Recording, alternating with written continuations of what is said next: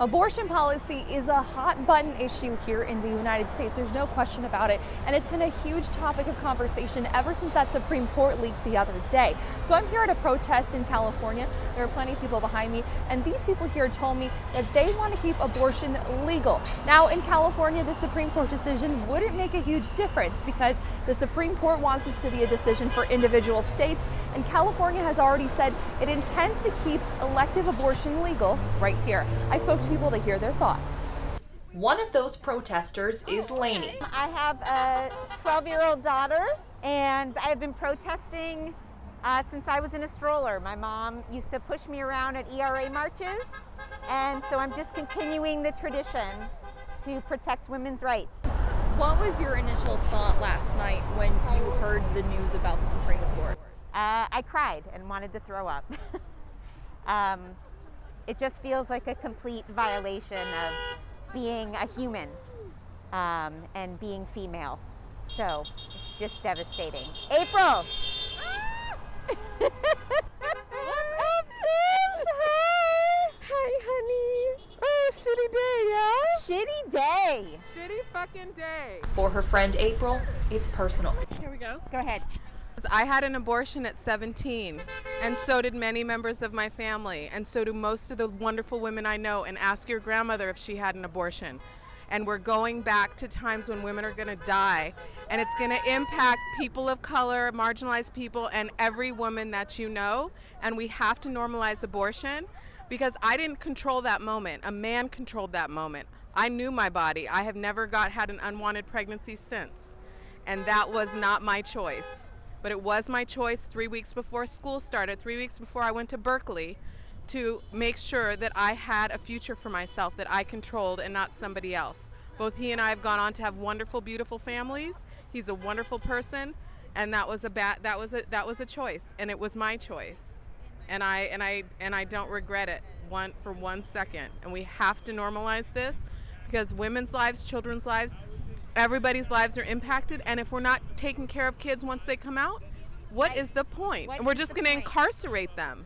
We have a society that doesn't take care of the unwanted children that exist. So we're going to bring more children into the world that we don't actually take care of. We have no health care to take care of them. There are no people to take care of them. No, I don't think so. However, in some other states, abortion would become illegal or restricted. For example, the legal circumstances surrounding abortion would look different in Indiana, where Ericka Andersen lives. She's an author with pro-life views. But I wasn't, like, oh my gosh, this is the best news I've ever heard, because I do know that people are going to hear this and there are people that are going to be scared and upset. And so I don't, jump for joy without recognizing the fears and real desperation that some people have upon hearing things like that. Andersen was born to a teen mom. My mom was young. I was unexpected by both of my parents. It was just sort of one of those situations that happened, and I didn't know a lot about it until I was older, but I've always had an appreciation for the choice that my mom made when she could have made another one. I have heard that people don't like to talk about it because I was the baby, but I have heard rumors of her being pressured to potentially have an abortion. And so it's an odd thought to think that might have been a consideration. Needless to say, Roe v. Wade changed America. Those who are on a different position than me on this, I don't think of them as bad people. I'm not mad at them, and I encourage other people to have that tack and to just do everything they can proactively in terms of helping the community that needs help, to speak the truth in love and encouragement, and to be kind. And I think we're going to get a lot further that way. And so that's how I would encourage pro-lifers to proceed no matter what happens with this rule. Back in California, there's Joyce. I've been coming on this corner to protest different things that we've been going through for the last 5 years with a right-wing agenda that I just want to have my voice heard.